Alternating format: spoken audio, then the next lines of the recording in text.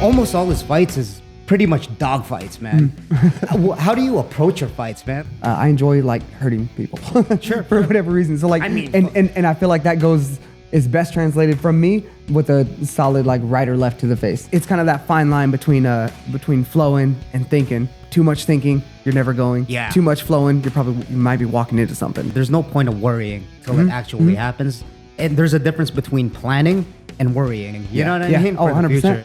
Everybody's a little bit different, but that's where I feel like I operate the best is like towing the line between them. There's the opening, your mind's telling you, and then it just comes and up. then I stay busy, I stay training, and I'm always improving is how I feel. So screw it, let's go fight.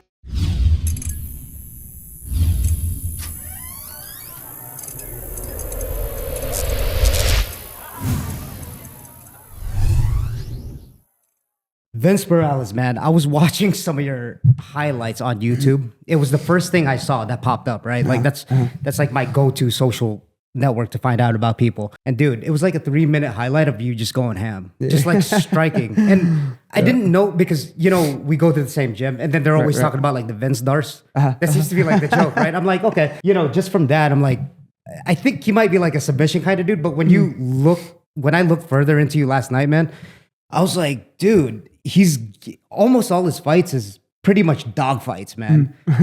How do you approach your fights, man? Like, do you just go in there knowing that, or do you just feel out the fight and you're like, you know, fuck it, let's go, let's go ham over here? It's hard to say, man. I think a lot of it's just based on the field, and like for me, I like the idea of being in somebody's face, and my goal essentially is just to break them. So like I just want to be in your face, want you to feel some pain, and want to put it on you. So like that's kind of where I feel like I operate best. I mean, I've kind of bounced around. I've like when I started fighting, like I was I'd throw a hard punch and take somebody down because wrestling's my background. Yep. And then I switched to just boxing, and I was only boxing people. And then I went to like kind of a point fighting style where I was trying to land and not get hit. Right. And then circled back and came back to like a bit more of a grappling approach for a few fights, and ended up getting some submissions and implementing that part of my game. And I think now I'm at the point where I'm just a well-rounded, like in your face, doesn't matter where the fight goes. We're fighting. 46 fights deep. Yeah, I'm sure. And you know what's interesting about that is that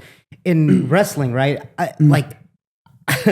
thought it was like pretty mind-blowing. I was like, okay, this guy, it's said that you didn't win any wins in freshman or sophomore year, and then you won fucking state in senior year. How the fuck is that? Like, did you, was it the coaching? Did you just turn it up? Was it just like your love for wrestling? You just tuned it up all of a sudden? Man, I think as good as I was at losing as a freshman, I'm not a very good loser. So I'm kind of like stubborn. Does that make sense? So I remember in my off season, I spent a lot of time kind of visualizing and just mentally wrestling. And then every year, by the time the wrestling season came around, I was just like, I had jumped up, and I did have some good coaches, and they like believed in me and made us work hard. And I think that just Ontario, Oregon. Actually. Yeah. We're like right on the cusp of Idaho over there. So yeah, man. And by the time I was a senior, I was just all of a sudden I was good. No, I had the same kind of approach. I was like, I wasn't very good at pinning people, but I'd take them down, let them up, take them down, let them up. And like after a certain point, people get broken. So would you say that's like, it's your gas tank? You have a lot of like, I guess you could say pride in your gas tank or confidence in your gas tank to be able to break people like that? Or is it just over time, just like, okay, hold on, pace, go, pace? Or are you just like Marab, go? Let's go. I'm not as much as like Marab, but I think just where my mindset lies, it allows me. I think I do naturally have a decent gas tank anyway, so like that's kind of always there. But that's still my number one stress going into fight. I'm like, dude, what if I get tired? And like it doesn't happen. Like I go and I scrap, and like the third round's usually my best round. So I think cardio is kind of held up by my mindset, and that's just wanting to break people and be on them. Yeah, and with that many fights, I'm sure that you just said it. Like it makes you more confident after all those fights. Like, oh, I'm not tired. You know what I mean? And then you look back on it. I'm like, what do you mean? I'm like, 26 fights deep. Like fucking I could go. So, dude, like I said, I think this goes around the MMA world. I'm not sure. You correct me if I'm wrong, but a lot of people hate wrestling because it's so hard. But a lot of people will signal that it's like, fuck that. Like I'm good. Like I like to grapple. I'm sure they do. But like JoJo told me, she was like, fuck, man, everyone hates wrestling. That's why I just like to bang. Yeah. Would that be like your mentality, or are you just like an overall kind of like, fuck it, let's go anywhere? Or do you prefer like one thing? Like maybe it's striking, like all your fucking highlight videos, or grappling, like the Vince Darts, or, you know, what do you prefer, man? I think generally my favorite thing about fighting, and I think this probably kind of sounds mean to people who aren't fighters, is I enjoy like hurting people for whatever reason. So like, I mean, and I feel like that is best translated from me with a solid like right or left to the face, so or to the chin, to the nose, whatever it may be. So like that's just where I like to be the most. But I've learned and kind of evolved and blended my whole game into like, cool.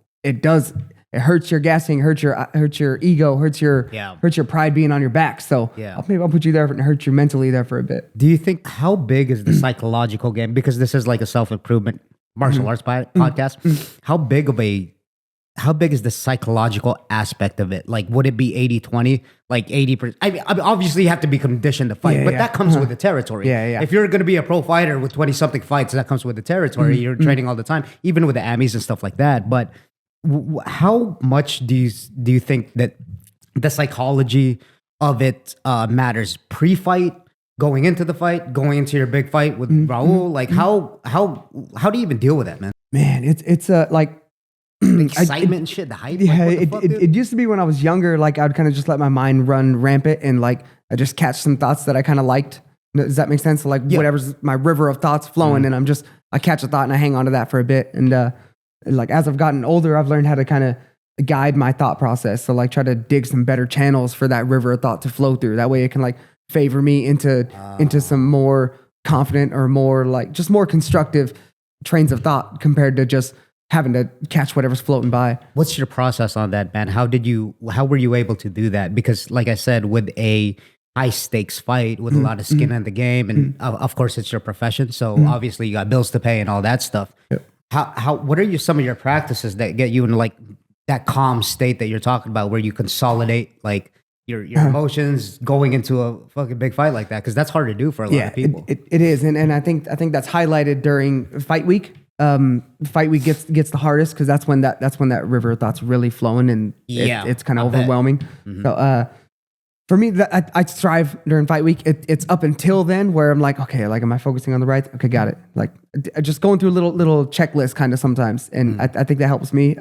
At one point, I've done like mental exercises where I'm going to bed and like, which I want to get back to. I think it was beneficial. Was like talking to my future self. That makes sense? Oh, dude. Yeah. So like, bro, how did you do that or whatever? And like, I'm placing him on the good side of the outcome, and then preaching to myself from his perspective on what I did to get there. Yeah. That makes sense. Now, going back, where do you get that insight from? Do you read like books and stuff like that? Because that reminds me, I was just reading this Benjamin Hardy book. He's like a psychologist, and he says like, always look to your future self, because that's who you're gonna be, right? So you're gonna act the way you do till or embody it when you get there. Right. So how would your future self act if you wanted to be a successful fighter? Right.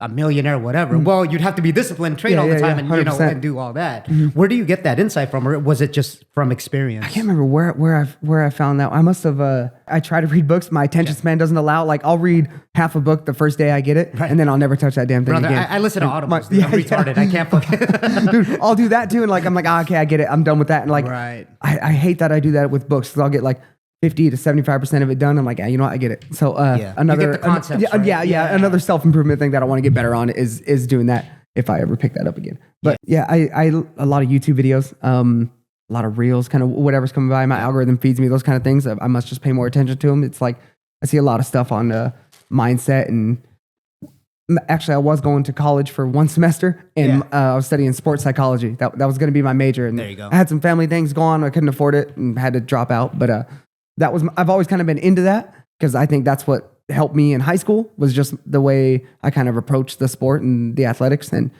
I kind of just experiment with things on like a fight to fight, day to day, week to week, camp to camp basis. I'm always experimenting with different ways of thinking, I think.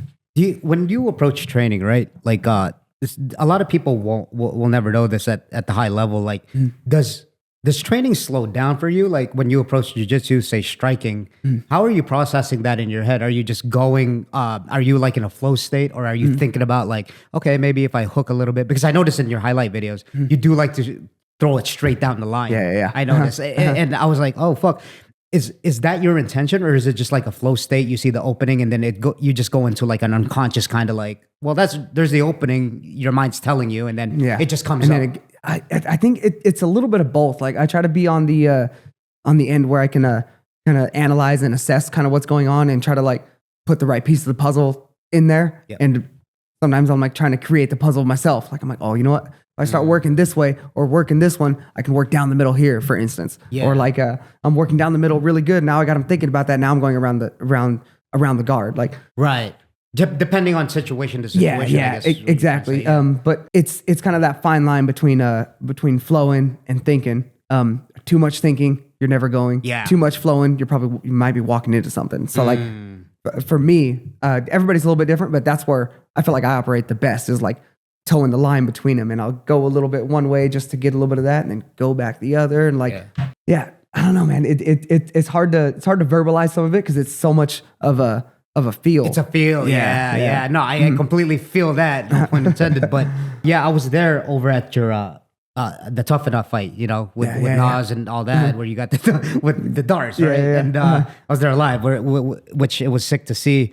Talking about that, so even pre-fight on the walkout, are you just getting like hyped up, or are things going through your mind? Are you just like trying to be mindless, like you're meditating? Or are you just kind of like, all right, I'm gonna be a dog and just try to get this. What's going on there? That's mostly where I'm at.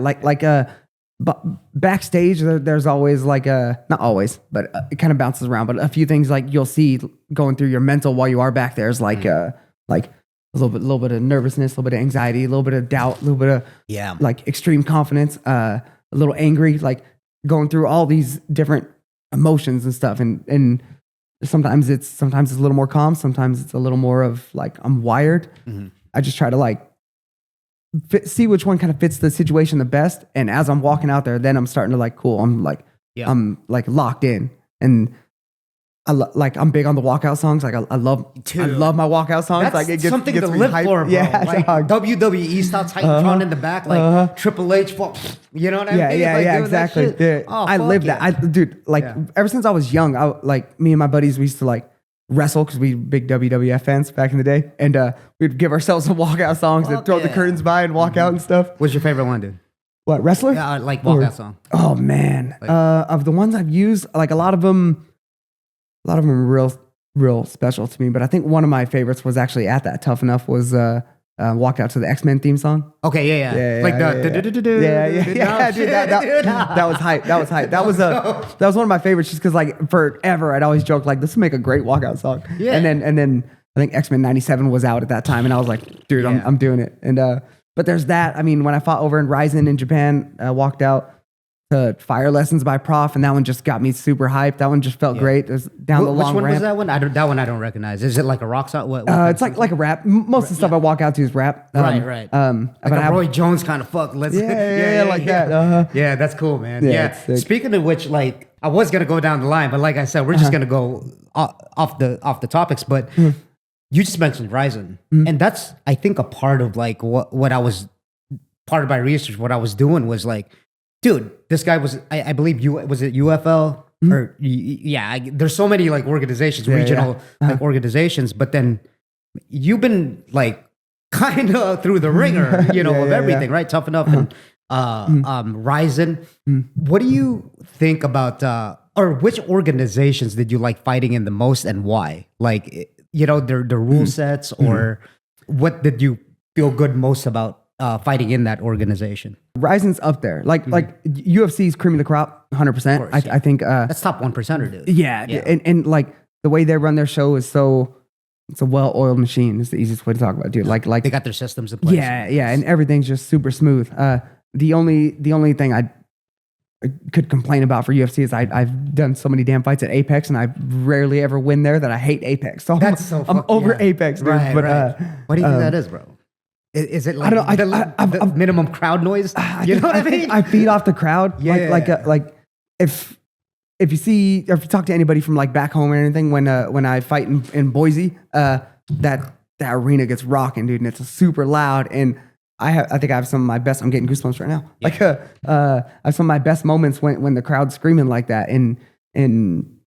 But Ryzen was super quiet for that being a sold out 26,000 in Japan, right? Yeah, over in Japan. Wow. That one was super quiet and I had a great performance there too. So it's like kind of all over the place. But yeah, anyways, Ryzen was up there. Ryzen was a real great one just because I was going to like the motherland of martial arts. You know what I mean? Oh, right, bro. yep. Yeah, and the rule set was sick. The ring I think kind of favors my style. It's easier to cut off than like the kind of more round cage. And I really enjoyed the knee. Not that I got kneed. I didn't throw any knees to the ground at an opponent, but I got kneed there. And I'm like, you know what? This makes more sense. Cool. Like, this is cool. Yeah.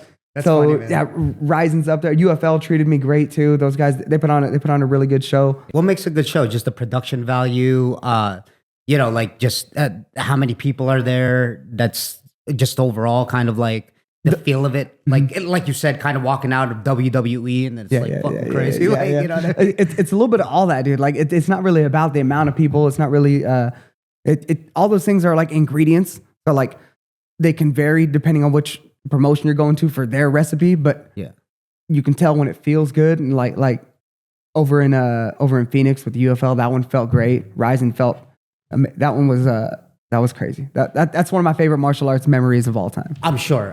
You're overseas. It's a fucking surreal experience. You're fighting, doing what you love and shit. Yeah, it's got to be. Yeah. So with being that, that many. So you talked about the cream of the crop is the UFC. Yeah. I'm sure everyone would agree with you. That's where you're trying to get to, platform recognition, money wise and stuff like that.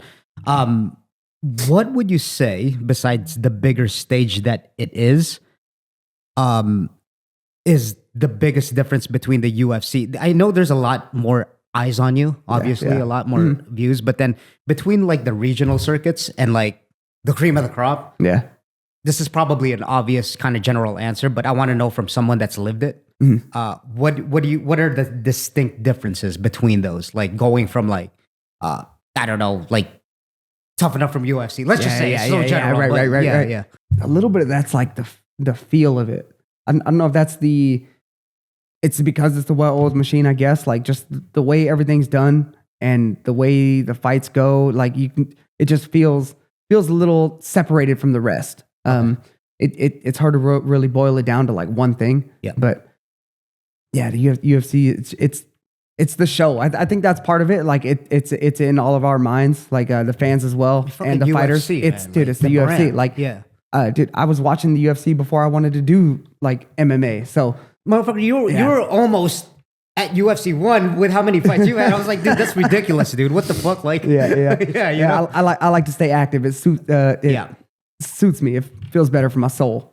Yeah, let me ask you about that. So again, I was watching one of your podcasts, and then you seem to take short notice fights. Is that just out of excitement, or is that just out of like, you know what, man, I could fucking take this guy, or is it like, I'm going to take this opportunity because it's for the UFC? What goes into your like decision process when you're trying to make that? Because it's probably good to have like a full fight camp, right? And then, but then you're there like, fucking let's go. It's hard, man. Like, especially with the UFC, short notice means opportunity. So like I wouldn't have got in either time in the UFC without taking a short notice fight. So thankfully I've always been down for it regardless. So it's just part of the game. Like that's why hopefully we have good managers and good coaches that can kind of help us kind of guide down the path. Because I think for a lot of us fighters, whether or not we're physically or mentally ready for a fight on short notice, we're going to say yes anyways. Yeah. But thankfully I stay busy, I stay training, and things I'm always improving is how I feel. So screw it, let's go fight. And our window for fighting is so much smaller than so many. I don't know. I don't want to say other sports because I feel like football is probably kind of small too. Like tennis too. You know what I mean? Yeah. Like their knees blow out and shit because they're running so much. But I kind of get what you're saying. I think what you're saying is that there's more physical risk at stake. A little bit, right? Maybe maybe. Yeah, I think there has to be. I mean, you're hitting each other in the face, and you could get ACLs torn and all that stuff. Speaking of which, you got your Achilles torn too, right? Oh, bro, that was a rough one. That is gnarly. That was one of my that's I think Probably one of the hardest things I think I've had to go through was that Achilles rupture. I understand why, but why?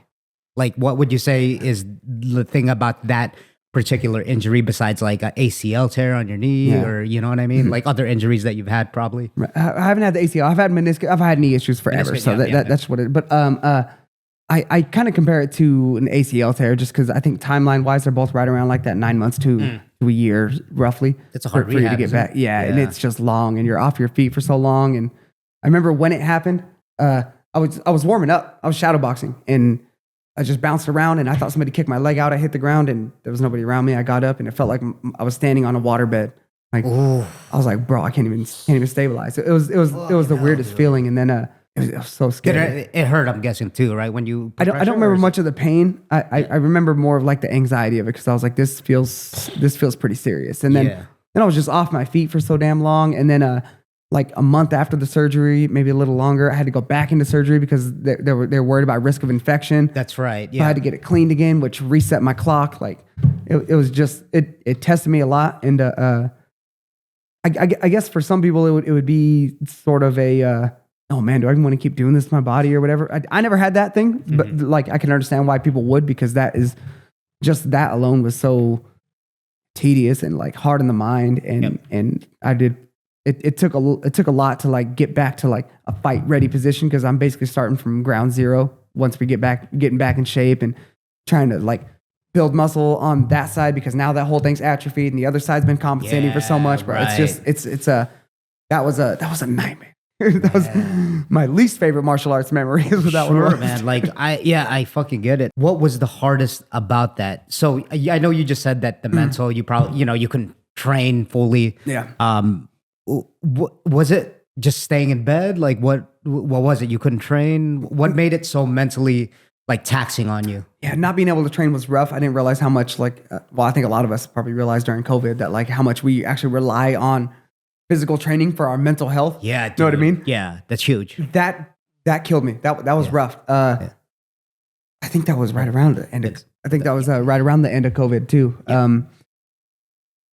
Like just having to sit on the sidelines and watch and not be part of the growth process that everybody else is going through. Because I still went to the gym trying to get like mental reps and still learning through osmosis. Yeah. Know what I mean? Fucking hell ain't the same, dude. No, it's not. In my free time, I can't remember what we were doing for money. I don't remember. I think Sheena was taking care of things with the GI Bill for school or something.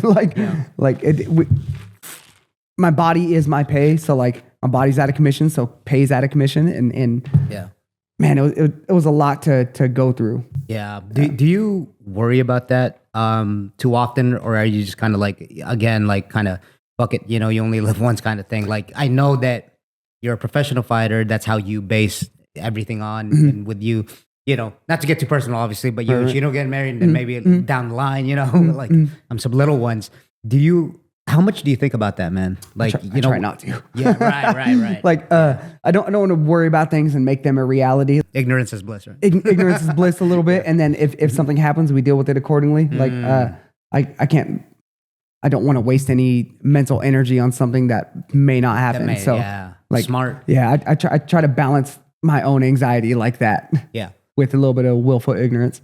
No, that's exactly, dude. That's exactly why I do this podcast, because that's really, really smart. What I've learned over the years is that there's no point of worrying till it actually happens, and there's a difference between planning and worrying. You know what I mean? For 100%. the future, it's like so. What you just said right there really hit. It's like sometimes ignorance is bliss. Yeah, and that's one of those things that like I always draw a lot of parallels from life into fight life. Essentially, like fighting is kind of life condensed, like in terms of the emotions we go through and like how we handle things, and life is a fight in and of itself. So like I said, that's just one of those parallels that I take that same sort of figure it out when the time comes. Yeah, I try to take that into life for many other aspects as well. Right. That's especially in this game, man. That's because I kind of feel like you're more harming yourself when.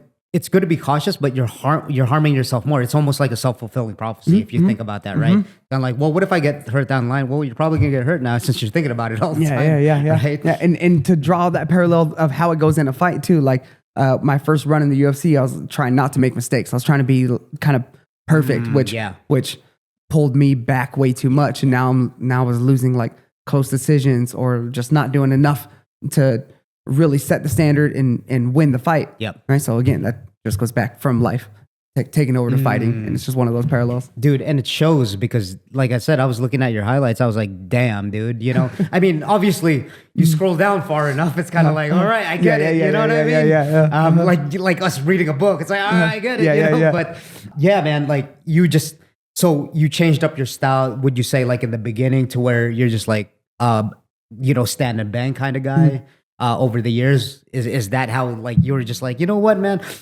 Oh, you know what? Before I go there, would you say that helped you out even more, even though of your prior loss?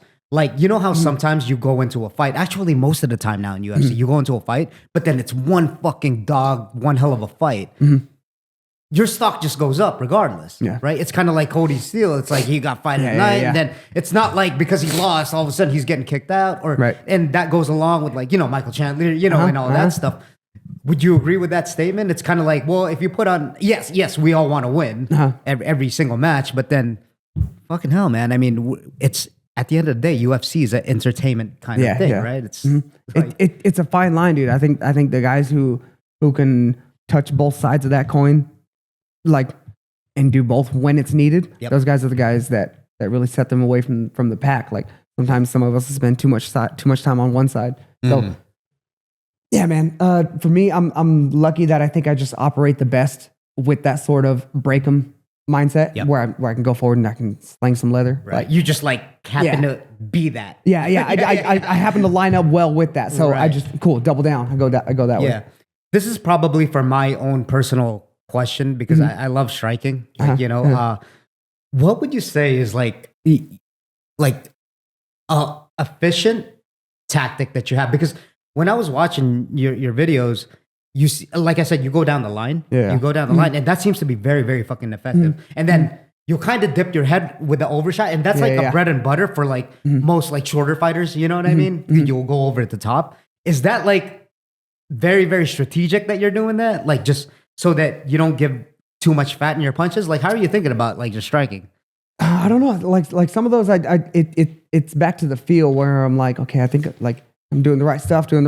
I'm in position, but I felt it and went like half the time. Like, oh, I didn't even mean to do that one. It just kind of came out properly. But what was the question? Sorry. No. Like, how do you approach striking? Like, I noticed you go down 1-2 down the line, and it seems to be very, very effective. Right. Because you're number one, you're pretty swift. Like you're fast, right? Like, and then I'm sure that you just see the opening. So you would say that's like a feel kind of thing. A little bit. Like technically, I think that it's what we do in our training is like technically trying to get good with the techniques and be sharp and adequate, and then put yourself in a position where those techniques can come out accordingly. Right. So like for me, that's going down the middle, get them thinking about that overhand and hooks. And then cool. Now you guys thinking about the outsides again, fake the hook, go back inside. Like that's generally like it's built kind of basic where it's just programming their habits and taking advantage of those programs. Right. Does that make sense? So that's kind of where I operate. And I'd like maybe throw a high kick just to keep their guard up. Throw another high kick, keep their guard up, and then kick the body. Right? Okay. So like minor deceptions like that is kind of how I usually try to operate. Like, funny how like the small things. It's such a small for people that train, right? It's kind of like it's a bait. Pretty much, it's just a feint. It's a simple bait. But funny how effective that is. It's crazy, like, right? Yeah, and a lot of people, they watch you, I'm sure like, I'd say 95% of the people watch it just for like the knockouts and stuff like that, They don't really know what you're talking about. Kick to the head twice and then, kick to the body. It's like, why would you do that? Like, the regular fan, which is, I just think hit it's him. funny. Just hit him. What the fuck, man? Where are you on the ground? But what I really wanted to ask you before we get into your like other fights, because there's some distinct things I want to ask you between the Chris Gutierrez one and then your last fight with Elijah, right? First and foremost, what do you think? So I think I've had some people on this podcast, we've definitely talked about it, is that fighters, even Coach Danny, I think it was, and there's an underlying kind of trauma in fighters. That's why they do it, almost, right? Like they're the nicest people. Don't get me wrong. Like we build a family over there, you got to be a kind of a nut job to like get in there and do what you do. Now, evolutionary wise, we're just violent people just in general, but somewhere along the ways, laws are in place, so you can't be violent anymore and pillage villages. But what's yours, man? What's going on in that head of yours, dude? That is a hell of a question. Yeah. There's one reason I haven't done like DMT or anything and try to go down that road because I don't want to find the answer for what it is, and then all of a sudden I don't like fighting. But like, no, I don't think that happens. Yeah. I mean, you'd be surprised. I know a lot of people that go there and never come back. Yeah. And that's dark, but it's like, maybe when I'm retired, I'll go there for a visit or something. We'll see. But like, for me, man, I don't know. Like, I've always had something in me, and I remember. I've said this before in interviews and podcast stuff too. Like I used to tell my dad to let me go box when I was in like high school, and I kind of cried a lot when I was a kid. I was a little bit of a sensitive in that matter or whatever. So he kind of thought I was a sissy, and then he told me I was too pretty. So I'm like, okay, well you're not helping my toughness case. Wait, He goes, no, you're too pretty. You're not gonna box. You're not. I was like, I'm telling you, I'll be good. I've always wanted to, and then I can't remember what fight I was watching. I was watching one of Timothy Bradley's fights, maybe that with Provodnikov. It's a boxing one. And I think Roy Jones was commentating, Roy Jones Jr., and he was saying, this is why we fight. We have more heart than the average person. And I remember hearing that, and that really resonated, and that made me think that like, oh, that explains why I used to cry a lot. Like, and I was like, oh, that explains why I like fighting. So like, I think that has something to do with it. Or I just like the way it sounded. Sure, but then it always stems from like a childhood. And regardless, it doesn't have to be like crazy deep. Yeah. You know what I mean? Like, I think there probably is some layers to the onion that you could peel back. But then for me, man, like I just thought it was fucking cool. I was like, damn, dude, look at like Manny Pacquiao moving that way, man. And then I picture like, you know, like when I was younger, obviously like hot girls watching me and shit. And I'm just like, you know that movie where you're raising your hands up like, and then you get the girl at the end. And then you get all this money and the glory. Fucking hell, that's why I started doing it. I get it. I didn't care too much about that stuff. Something about fighting like felt right for me. I don't know. I know my mom was like a fighter to her core, to her heart. You know what I mean? Like physically and emotionally for like her kids and stuff like that. Like so she's probably the best fighter I ever knew. My dad used to brag about fights. You know how dads are.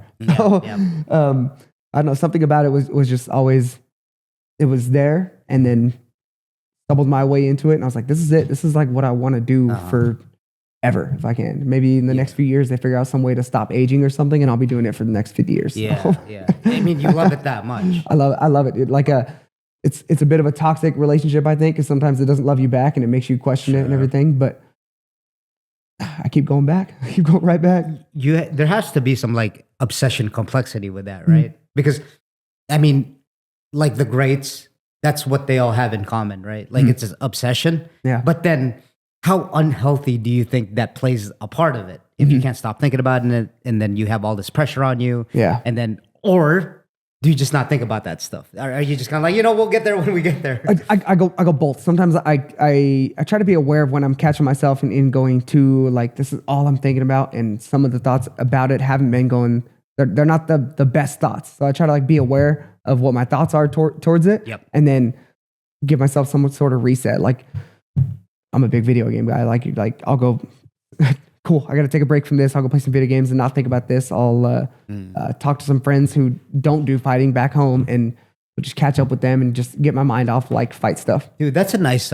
release, huh? Yeah, it's 100%. weird because you are who you hang out with, but then you know what? Something like that Trauma was saying last night, that it just can't, like, you are that, but then it just can't be your identity. Yeah, man. It can't be everything. Fucking hell. Like you said, you have such a short time span in your professional career. It's kind of like, and then people all of a sudden, this is a normal thing. People get PTSD because they can't do it anymore, right? Yeah. At that high level, at least. They're like, man, and then they just self-sabotage and then they talk down on themselves. Down the line, man, would you say that's a personality trait of yours? Like, say, like 5 years down the line, what are you going to be doing? Like, you know what I mean? Do you have 5 years? I'll still be fighting. You're right. 5 years, I'm still fighting. Yeah. As far as like after fighting, man, Yeah. Have you ever thought about that, man? Like, yeah, a lot, especially as I get older, because like we become more aware that the window of opportunity for making as much as we can doing this is closing. So for me, I find a little like solace in the fact that I know I'll be doing something MMA related, whether that's coaching people or I'm still going to be training, of course. Of course, yeah. I'll double down on some jiu-jitsu and keep doing some jiu-jitsu. And then I've done a little bit of commentating before. Maybe I'd love to be able to find my way into that. Maybe some breakdowns on YouTube or something. I'll still find something to do with MMA going forward.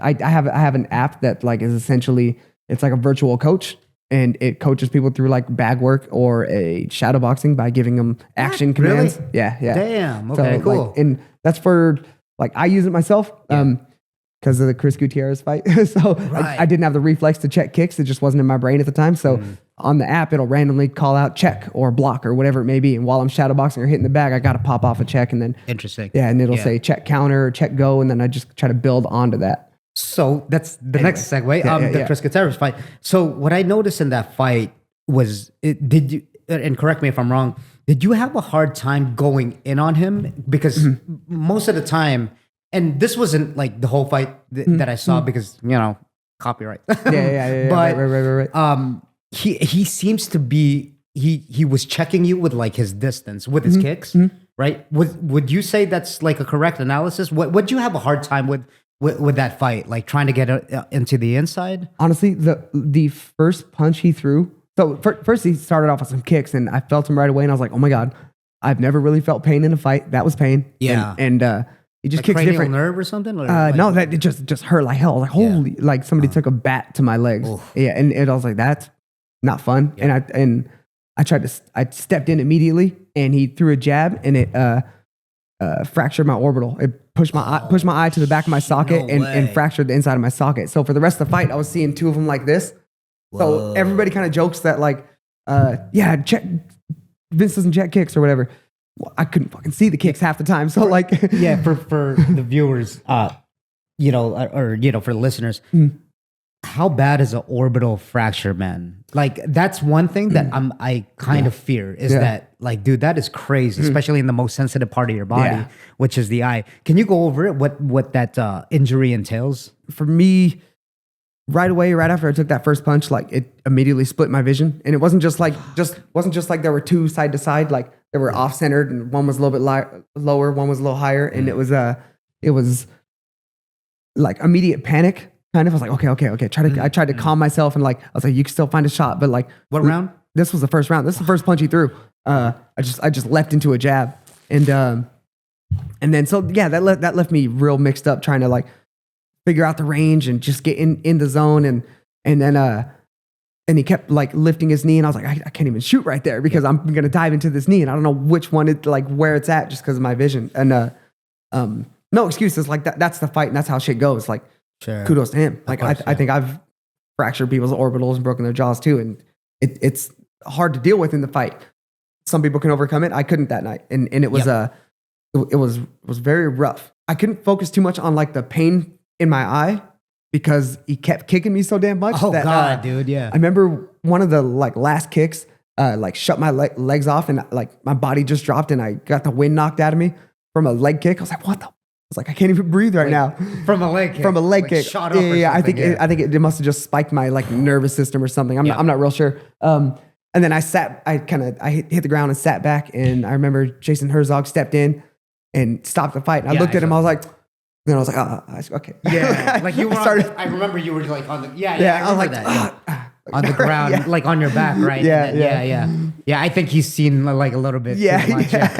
When I was watching that, I agree. I was like, damn. You know what I mean? Yeah. Oh, that was rough, dude. And bro, like, my first discipline was Muay Thai too. Yeah, them leg kicks are they're different. Are crazy, dude. Yeah, they're crazy. So going back, going in front of that, your most recent one, right? The first thing that stuck out to me, obviously, was like the choke that you had at the end. That shit was under the chin. And I was like, like, please go to sleep, please go to sleep, please go to sleep. Yeah, little bastard. Dude, I only saw a snip of it. copyright reasons. But how long did you have that choke for? How many seconds before that round ended? Man, it had to be like right as the 10-second clocker went off that I locked it in. That was there, dude. Yeah, and another 5 or 10 seconds, the outcome may have been different. But I think the last round may have been his best round, just because I was kind of bloodied up that whole round. Yeah. That was it a hard time? So you did get your nose broken? No. Was it? Oh, okay. No, I just got weak skin, dude. This nose has been busted open. I think I'm going on 10 or 11 times now. Okay. I've had cuts on my eyebrows and under my eyes.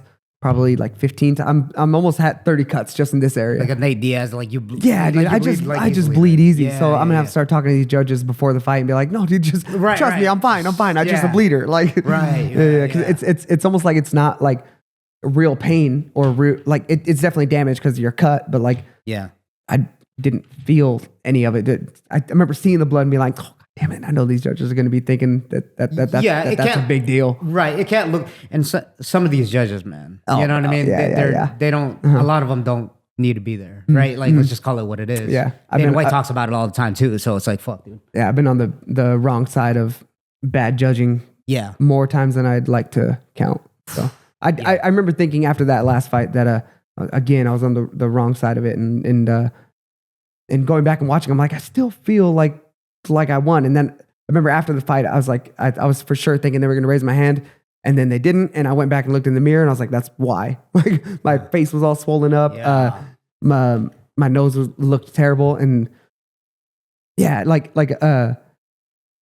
so, I mean, I get the decision at the end of the day, I suppose, but, I mean, I guess, man, but there's so many, I guess it's contradictory because like I said, 95% of the people don't even know what's going on, right? Yeah. And that's probably 95% of the judging. Yeah. They're like, okay, he's bleeding. It's almost the same thing as like kind of refereeing. It's kind of like hard to judge whether if the guy has control, if it takes that, how much is a takedown in their eyes, right? And then you get back up, but then they still have control. Like, how are you? I guess. What are we going to look at for that? It's fine. I think we need more former fighters as judges and stuff. I think that would help change some things, but I don't know. Seems like most of the athletic commissions kind of have a chokehold on who's the governing or who's the body and the judges going into these fights. I would like to see some sort of changes or some sort of criteria, just because I think it would help the fighters too, and they would know how to win these matches or win these fights better too. After, obviously like a brawl like that, what's going through your head, man? Like, are you feeling good about it? Because all this like epinephrine adrenaline's like going through your system. Do you have like a downward shift after because you lost the fight? Are you happy that it was just like, dude, we fucking entertained these people? What's going through your head when you go through a fight like that? Like you're cut up. I know that you bleed easily and stuff like that, but how are you feeling? It's two areas, dude. During the fight, it felt great. Like I love every minute. Like the blood, like cool. I enjoy, dude. I enjoyed the fight. Like I loved being in there. I loved getting in there and scrapping, especially with like a young tough dude who was throwing like hard stuff back at me. 22. Like, yeah. And yeah, like I enjoy nothing more than getting in there and like scrapping it out. Unfortunately, a lot of our like career path and our mental is focused on the outcome. So immediately after the fight, cool, I still feel good, yada yada. Like, let's go, that was great. Give me another couple rounds, whatever. And then the scorecards get read, and then it's an immediate like drop off. So after like the emotions die down a little bit, you're kind of like, I'm still on the emotional roller coaster right after. Like, okay, cool, down. And then I remember I walked out of the cage. I've never done this before. I think I forgot to tell those guys good job. Anyway, but walked out of the cage and I sat down on the apron, and normally people don't do that. They just walk right back. But I sat down. I was like, what the fuck's going on? Like, I was pretty down about that because I never felt quite as confident going in. I never felt like my skill set was more adequate to get the job done, and then it didn't. So that one was that was a rough one. And then going backstage, seeing the doctors and everything, and they're like, okay, let me look at your nose. I'm like, it'll be fine. Leave me alone. Yeah. And they said, no, man, we're gonna stitch you up. You don't want to hear shit. Yeah. Right? I'm like, bro, just fucking let me go home. And then so I let him do all that. And then in that fight, I think in the first round, I got punched in that same eye and I got a little bit of double vision again. Jesus Christ. And and I was like, oh my God, here we go again.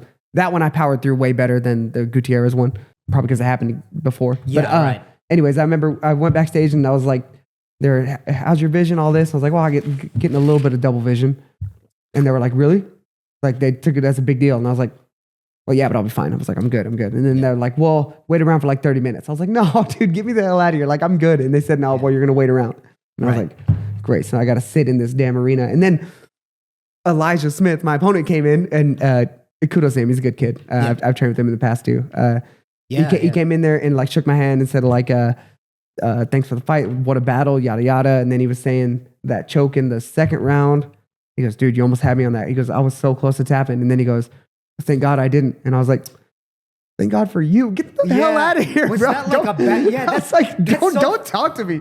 I was so funny, pissed off. I was like, yeah, thank God for you. Yeah. That's so funny. It's a backhanded kind of like compliment, right? I don't think he meant it like that. Yeah, That's just how it came. And I was like, you little bastard. But then it's almost, you see that all the time happen. It's just when someone wins, you can't help because you're in that thing. You know how that feels at the same way. Mm-hmm. And then that excitement they kind of don't know how to act almost because they want to go up to you and be like, hey man, that was a good fight. But then you could just tell they're like reeling off their win. And like, it's like, dude, good job, bro. Yeah. Keep that energy over there away from me, dude. I got my own shit I'm dealing with. I'm so glad that someone says that because that's what we see in like Instagram and social media where people are like, dude, the sportsmanship. It's like, is it like, it's a little bit of signaling a little bit. Like that's good that he said that, and not like had said anything, but come on, man. Like he was kind of saying like, fuck you, I won. Like, no, I don't think he meant anything bad. But he's a good kid. But but like I just thought it was hilarious after because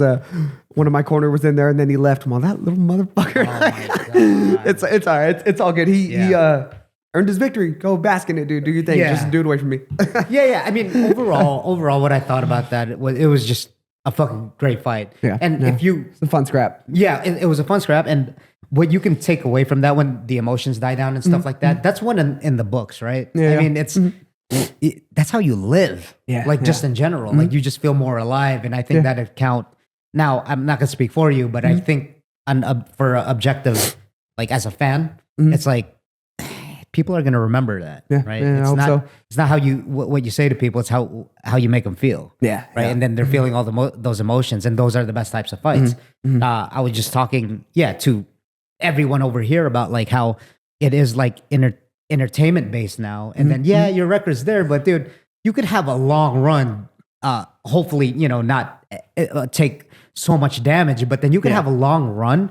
And like Uncle Dana will probably keep you there as long as you keep putting on those exciting shows. Because you've gone to the UFC before and then left and then had gone back. You know what I mean? Which it's like what the fuck? Like, that's dope. Like when I first got cut, I remember again, boom, right off the cliff. Like emotionally, just at the bottom of the barrel again. But that's what fighting is, dude. And it's not just like, I don't mean just fighting. I mean life. I mean, sometimes life brings you down there and like, it's about it's not about like what's done. It's about how you deal with it and how you move forward and stuff. And my goal was to move forward, get some wins and get back in the show. And my goal is that, cool, I'm back in the show. I've been working on getting my wins. And one reason I jumped into this fight so quickly, I felt fine. Like physically after the fight, I've never felt so, normally I feel like my back's tore up and I slept on gravel or something. This time my body felt good other than my face. So I let the stitches heal up and I was like, cool. Like I'm good to go if something comes up. Like I don't feel good about that decision. I don't feel good about the fight. So let me go prove myself. And then this one came up and we jumped on it. Here we are. For the people that are listening and that aren't involved, that's why I do this podcast because you are, and I told Cody Steele this too. You guys now are at the top 1% of your game. Mm-hmm. Like if everyone's trying to get to the NBA, not the D League, right? Everyone's trying to go to the major leagues, not the minors. Right. That's big boy shit. Mm-hmm. And reading Malcolm Gladwell's book, that's the one percenters. And dude, all the shit, I'm sure, obviously a lot of your hard work, a lot of your skills, most fall into that bucket, but it's a lot of timing and luck too, right? Mixed with a lot of things. And damn, like people don't understand like dealing with those kinds of emotions especially when you're at that top level. Now I know like homeostasis kicks in, and then like it's for you, it's just kind of normal because you've been doing it for so goddamn long. But then fucking hell, it's like for an average viewer that's sitting on the top row, that's taking their girlfriend on a date, to watch UFC, it's like, that's crazy what they're doing, and I'm pretty sure, when you're walking by them, it's like, damn, that's respect. You know what I mean? It's like, that has to be, at least if I were in that situation of how I imagine it, it's kind of like, at least it's like you're influencing, you know what I mean? It's like, whoa. That guy just went into like a crazy fucking war. And then he's like walking down, there's like a certain aura about it, especially when, that's what I mean, when you're in like the top 1% of whatever you do, which is fucking crazy. I'll give me goosebumps again, dude. Yeah, it's gnarly. Yeah, because sometimes when we're in that position, right, it's kind of like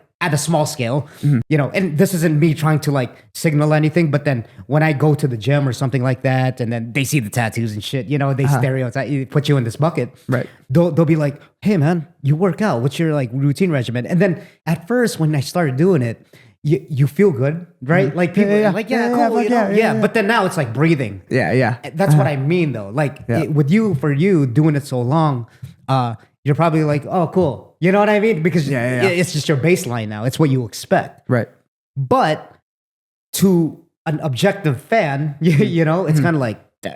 That's like what you go through is crazy, right? I'm sure you feel that a little bit. When you go to the store or something like that, especially like, with here and here. Oh, Yeah, it's kind of like, damn, this fucking guy. Yeah, or you fight. And I was like, oh, is it the nose, the ears, the gear? Like what? Let's say, well, fucking everything. I'm like, well, okay, I guess I'm not as incognito as I think. But then there's a lot of pride in that too, right? You take a lot of pride in training and stuff like that. We're like signaling kind of people too, like status based too. It's in our DNA. So, like when I walk around sometimes and, they're like, oh, do you train? I'm like, yeah, it's cool. Not that it's like, I'm fucking badass or anything. It's just kind of like, I understand why people ask that because most people won't do that. They can't really relate to it like that. Yeah, they're like, especially with fighting, right? Because they're like, that's some crazy shit. Why would you do that? It's kind of like jumping off a cliff with a parachute. Right? You know what I mean? I want to do that too. Right. I've done it. But have you really? Yeah, I mean, not by myself, but kind of. Well, I think you kind of always have to, but But no, that was my whole point. It's kind of like I just want to say like respect to you because when I see those kinds of things, it's like, whoa. Even though I am with you guys at the gym and I'm around that, not at that level, but I'm like.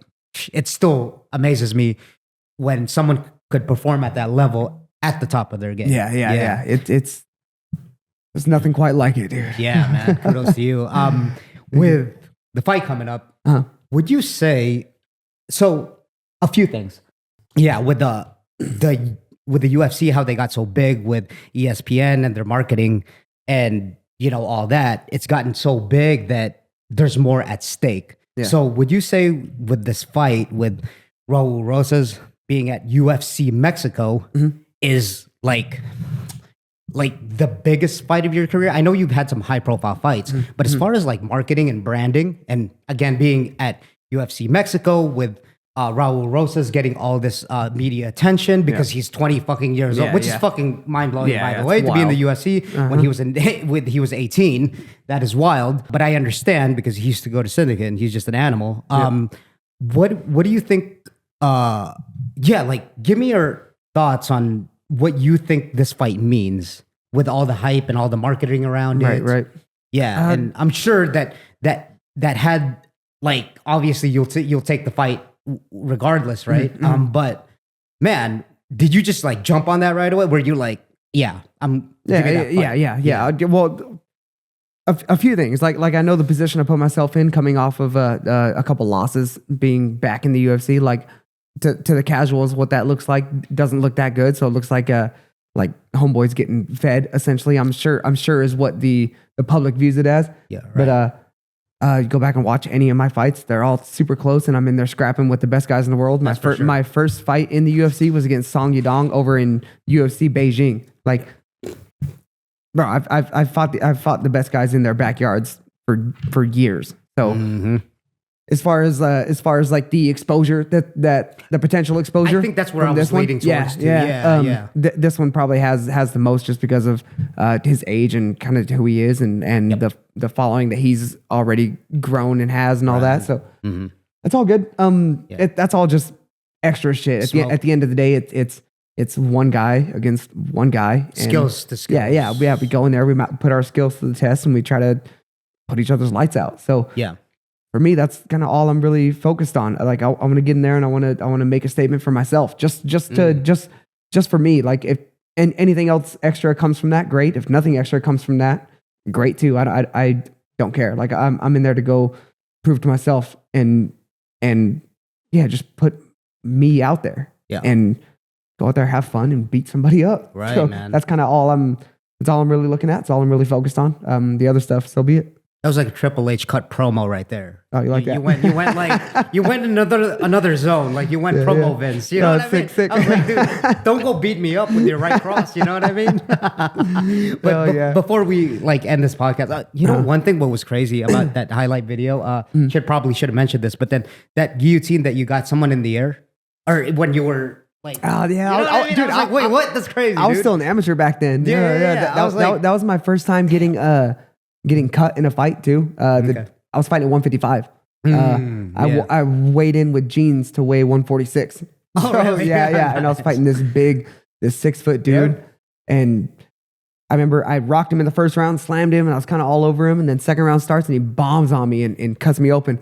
And I remember blood streaming down my face. And I'm like, okay, let's go then, dude. Right. I was like, bring it in then. Wow. And I just remember him looking at me and I was like, okay, come on. Yeah. And he started swinging. I swung back and cracked him again, and then he dove in for a takedown, and he was too big. When I had the guillotine and jumped back, like he didn't go down. He just stayed up. I was like, okay, cool. I'll just sit here and squeeze, dude. Yeah. You had it, right? Because you were. I saw your face. You were like, yeah. I was just waiting. Yeah. And then I remember right after that fight, the blood still down my face. I looked over at the promoter, and he's sitting there, kind of leaning back, and he's just like, almost shaking his head, and I remember smiling at him and winking with my blood coming down my face, and then I had forgot I did that until like I don't know, a month, 2 months later. One of my buddies worked with that promoter in a non-fighting thing, and that promoter was talking about me and was saying that kid's a savage or something. He was winking at me with a face full of blood, smiling after his fight, and I was like, whoa, that's just who I am. Like I like the scrap. Like it feels good. Like cool, let's play. It's like your identity now, right? Yeah. It's almost like without being reliant on that. That's when my identity it comes out. I think. Does that make sense? That's how I like. If we're gonna go here, we're gonna go here. And if you watch like any of my fights, I'm almost always talking to my opponents at some point. I'm like, I'll point at them. I'll let them know, like, I know that hurt you. Or when their corner's talking to them saying, oh, you see this? I'm like, no, you don't. Like, no, hell no. I remember in the UFL, dude, one of the guys was saying, watch the front headlock. And because I had him in a front headlock and I looked over him, I was all, shut the up, dude.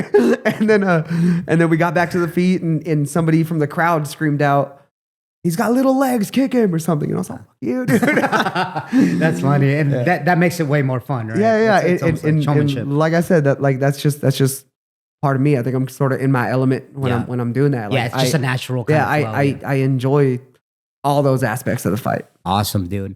So for people, again, being like the top 1%er in your field, being in the UFC, what advice do you got someone for a striving person? I mean, I'm sure 99%, again, let's go the other way, right? 99% of people want to be there.